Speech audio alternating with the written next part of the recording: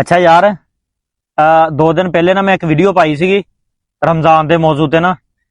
ਇੱਕ ਬੰਦੇ ਨੇ ਕਮੈਂਟਸ ਕੀਤਾ, ਕਹਿੰਦਾ ਝੂਠ ਕੋਈ ਚੀਜ਼ 10 ਦੀ ਹੋਵੇ ਔਰ 100 ਦੀ ਵਿਕੇ ਨਾਮੁਮਕਿਨ। ਕਹਿੰਦਾ ਇੱਕ ਚੀਜ਼ ਦਾ ਨਾਮ ਦੱਸ।